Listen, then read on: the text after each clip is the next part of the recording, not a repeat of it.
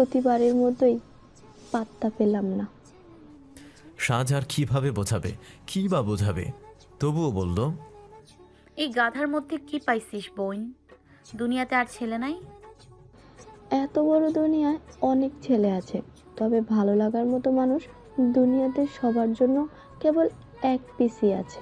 তাকে পেয়ে গেলে আর কাউকেই ভালো লাগে না।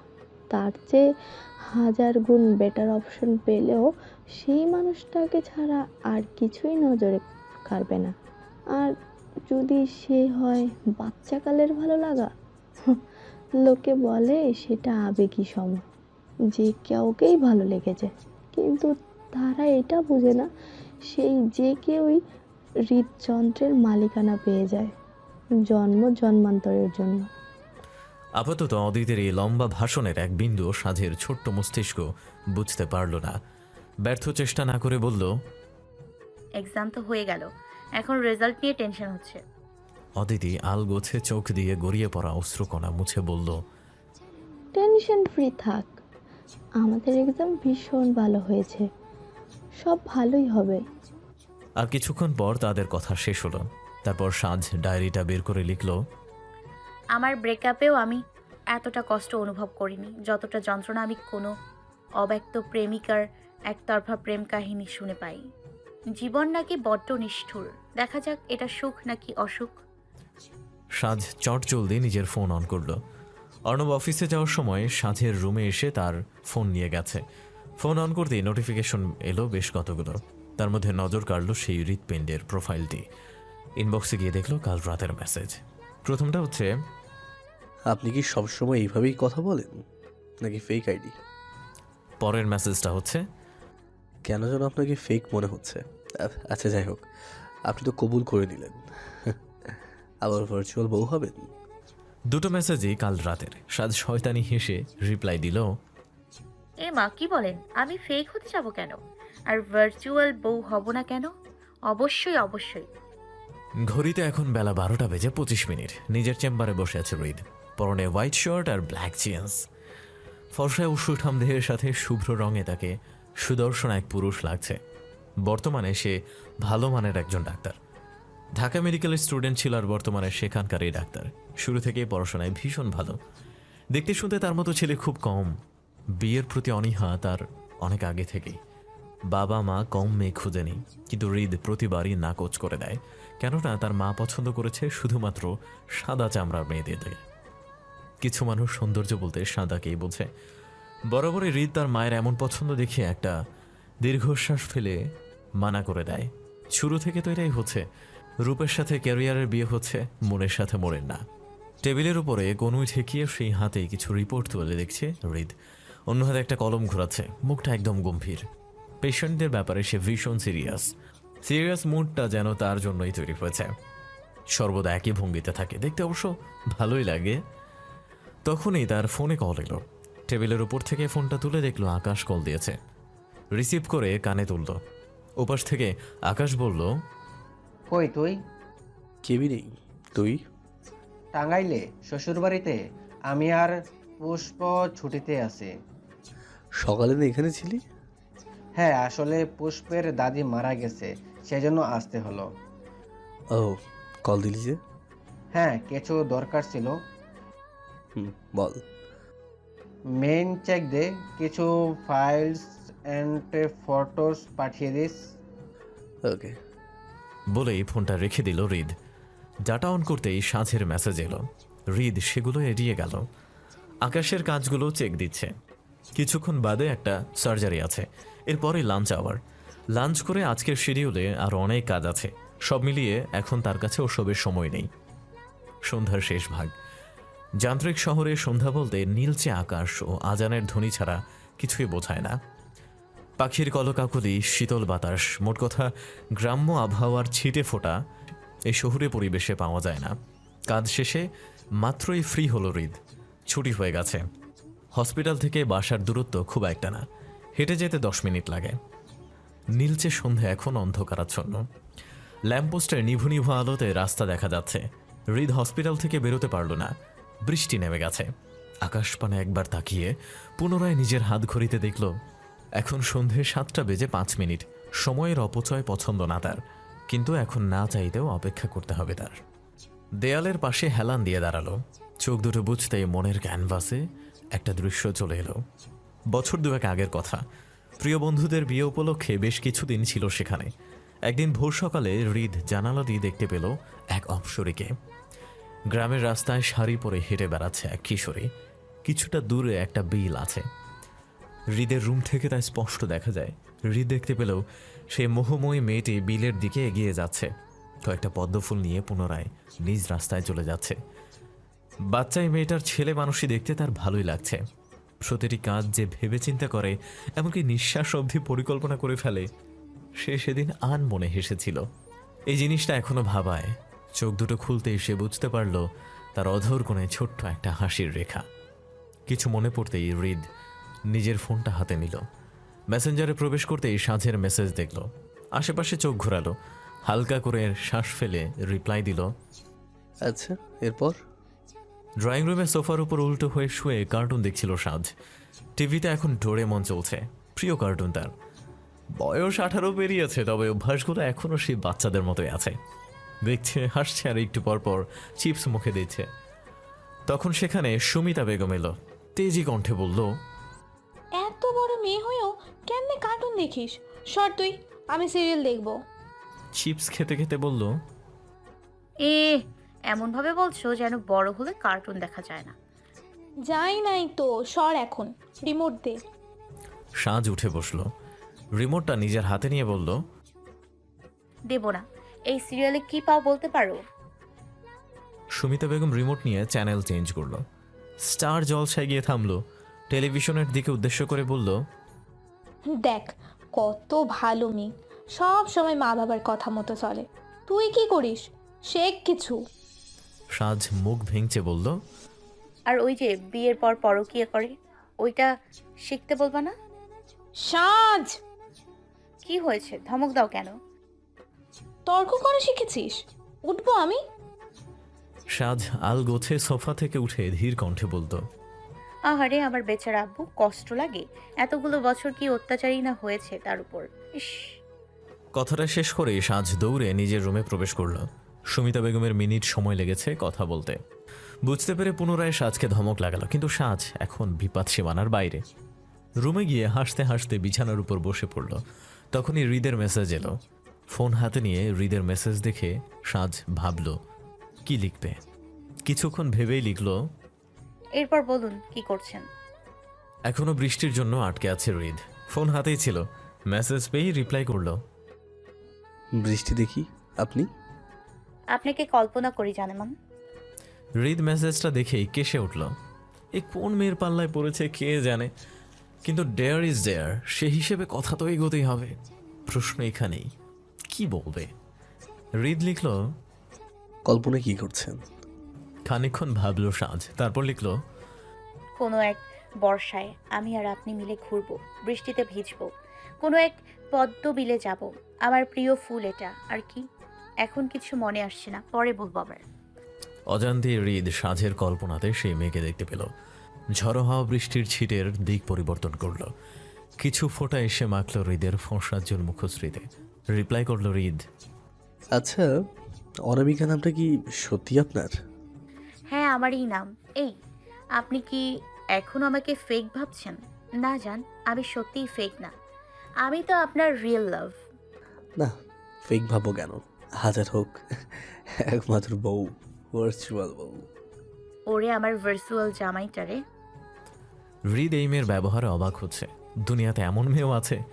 আজকাল যেভাবে মেয়ের আইডি ছেলেরা ব্যবহার করে, তাতে হৃদের একটু একটু সন্দেহ হওয়াটা ভিত্তিহীন নয়। মেয়েটার বয়স অনুমান করার জন্য জিজ্ঞেস করলো, কিসে পড়েন আপনি? কিছুক্ষণ ভাবলো, সত্যিটা বলবে না। লিখলো, পড়ালেখাকে তো অনেক আগেই আলবিদা করে দিয়েছি। এখন আপনার মনের স্কুলে পড়ব, পড়াবেন? যদি না বলি? তবে আর কি, আমার আর পড়ালেখা হবে না। আপনি কি করেন? আমি কসাই। হৃদের উত্তর শুনে সাজ ভ্রু কুচকে ফেলল। বৃষ্টির তেজ একটু কমল। চারপাশ দেখলো এখন রাত হয়ে গেছে। হাঁটা দিল বাসার উদ্দেশ্যে। আর চলছে সাঁঝের সাথে চ্যাটিং। দুটো ভিন্ন প্রকৃতির মানুষের এমন বাচ্চামো স্বভাব কেবলমাত্র ভার্চুয়ালের মতো এই নকল দুনিয়াতেই পাওয়া যায়। এখানে কেউ কারো ব্যক্তিগত জীবনে হস্তক্ষেপ করতে আসে না। ব্যাপারটা অনেকটা যার যার তার তার মতো। সারা রাত বৃষ্টি ছিল, হয়তো এই জন্য সকালটা এত সজীব দেখাচ্ছে। আড়মোড়া দিয়ে উঠল সাঁঝ, বিছানায় কিছুক্ষণ চুপচাপ বসে রইল। ঘড়ির দিকে তাকিয়ে দেখল এখন বাজে 7টা। এত সকালে সাধারণত তার ঘুম ভাঙে না, আজ ভাঙল। কাল বেশ কিছুটা সময় হৃদের সাথে কথা হয়েছে। সাঁঝ উঠে দাঁড়ালো, পরনের প্লাজো আর টি শার্টের উপর একটা ওড়না পেঁচিয়ে নিল। চুলগুলো একটা ক্লিপ দিয়ে উঁচুতে বেঁধে সেলফোনটা হাতে নিয়ে নিল। এখন উদ্দেশ্য তার হাঁটতে বের হওয়া। রুম থেকে বেরোতেই ড্রয়িং রুমের সোফাতে আরিফ সাহেবকে দেখতে পেল। দৃষ্টি তার হাতের খবরের কাগজে নিবদ্ধ। পাতা উল্টাতেই সাঁঝকে সামনে দেখল। ভ্রু কুচকে কিছুক্ষণ তাকিয়ে রইল, এরপর নিজের চোখের চশমাটা খুলে পুনরায় পড়ল। এবারও সাঁঝকে এখানেই দাঁড়িয়ে থাকতে দেখে আরিফ সাহেব সুমিতা বেগমকে ডাকলেন। কই কুসুমি, দেখে যাও, তোমার মেয়ের বোধহয় শরীর খারাপ করছে। সুমিতা বেগম রান্নাঘর থেকে হন্তদন্ত হয়ে এগিয়ে এসেই সাঁঝের কাছে গিয়ে দাঁড়ালো। সাঁঝের কপালে নিজের হাত নিয়ে এপিটোপিট করে বলল, কি ব্যাপার, অসুখ করছে তোর? ঠিক আছিস? এত সকালে এখানে কেন? কিছু লাগলে আমাকে ডাকতি। অতঃপর সাঁঝ এখানকার কাহিনী বুঝতে পেরেই কপালের চামড়া কুঁচকে ফেলল। বিরক্তি নিয়ে বলল, একদিন সকালে উঠতে পারি না? একদিনও না? কথাটি সাঁঝের মা ও বাবা উভয়ই একসাথে বলল, তারপরে হেসে দিল। আজকে অফ ডে। অর্ণব নিজের রুমে ঘুমাচ্ছে, ভীষণ দায়িত্বশীল আর সিরিয়াস স্বভাব এসে। এদিকে সাঁঝ একদম উল্টো, দুজনের মিল এক জায়গাতেই। এই দুই ভাই বোন একসাথে থাকলে যেন এরা বাচ্চা হয়ে যায়। ছুটির দিন অর্ণবের ঘুম ভাঙে বেলা পেরোবার পর, আর সাঁঝ একমাত্র বৃষ্টির দিন ছাড়া কেউ তাকে সকালে ওঠাতে পারেনি। ব্যাপারটা অদ্ভুত, তাই না? হ্যাঁ, সাঁঝ মেয়েটাই যে অদ্ভুত। সব বৃষ্টিবিলাসীদের জন্য এই নিয়ম করে রাখা, বৃষ্টি নামলে তাদের জন্য বৃষ্টিবিলাস ছাড়া সব কাজ নিষিদ্ধ। তবে আজ সকালে বৃষ্টিও নেই, হয়েছিল রাতে। সাঁঝ দ্রুত পায়ে বেরোলো বাড়ির থেকে, বাড়ির বাইরে চলে আসলো। ওদিকে সুমিতা বেগমও রান্নার কাজে গেল। আরিফ সাহেব পুনরায় খবরের কাগজে মুখ গজলেন। টাঙ্গাইল শহরের একটা ছোট্ট এলাকায় সাঁঝ থাকে, শহর থেকে খানিকটা দূরে। একেবারে গ্রামাঞ্চল বলা যায় না, কেননা শহুরে পরিবেশ এখনও এখানে বিদ্যমান। বাবা ও ভাইয়ের কর্মসংস্থান টাঙ্গাইল শহরে, তবু তারা এখানকারই থাকে। বাড়ির সামনের রাস্তাটা কাঁচা, কর্দমাক্ত। সারা রাতের বৃষ্টির ফল এটা। সাঁঝ গুনগুনিয়ে হেঁটে চলছে, আশেপাশে তেমন মানুষ নেই। তখন সাঁঝের কি যেন মনে হলো, নিজের ফোনটা তুলে অদিতিকে কল দিল। দুবার রিং হতেই ওপাশ থেকে রিসিভ করে অদিতি বলল, কি হয়েছে সাজ, এত সকালে কল দিলি কেন? কিছু না। বাড়ি আসছিস? হ্যাঁ। বের হ, আমি তোর বাড়ির সামনেই আছি। কথাটা বলেই কল কেটে দিল। হাঁটতে হাঁটতে অদিতিদের বাড়ির সামনেই চলে এসেছে সাঁঝ। কিছুক্ষণ অপেক্ষা করার পরপরই অদিতি চলে এলো। সকাল সকাল সাঁঝকে দেখে অদিতি ভ্রু কুচকে জিজ্ঞেস করলো, কি রে, কি হয়েছে? সাঁঝ অদিতিকে আসতে দেখেই সামনের রাস্তার দিকে ফিরল। এরপর এগিয়ে যেতে যেতে বলল, কি হবে? কিছুই না। অদিতিও সাঁঝের সাথে এগোলো। দুজনে হাঁটা ধরল। কিছুটা এগোতেই সাঁঝ অদিতিকে ডাকলো। অধি। অদিতি জবাবে ছোট্ট করে বলল। দুজনেই সকালের মিষ্টি আবহাওয়া উপভোগ করছে। সাঁঝ বলে উঠল, জানিস অধি, কিছুদিন ধরে একটা ছেলের সাথে কথা হচ্ছে। অদিতি খানিকটা চমকালো। সাঁঝের প্রথম ব্রেকআপের পর থেকে তো ছেলেদের থেকে শত হাত দূরে থাকতো। তবে সাঁঝ ঘাড় এলিয়ে অদিতির প্রশ্নবিদ্ধ বিস্মিত চাহনি দেখে হালকা হেসে পুরো ঘটনা বলল। পুরোটা শুনে অদিতি বলল, দেখ, হয়তো এই বেচারার আইডি দিয়ে অন্য কেউ মেসেজ দিচ্ছে। কিন্তু কেন দেবে? সে আমি কি জানি। এই তোর কোনো আশিক নেই তো? ধুর, কি বলিস, এগুলো হবে কেন? যাই হোক, কনভারসেশনটা ইন্টারেস্টিং ছিল। ভার্চুয়াল সংসার, হা। কথাটা শেষ করে অদিতি হেসে উঠল। সাঁঝ অদিতিকে হাসতে দেখে ওর বাহুতে চাপড় মেরে বলল, মজা নেওয়া হচ্ছে? না না, একদম না। তোর সাথে মজা নিব? আমার ঘাড়ে কয়টা মাথা আছে রে?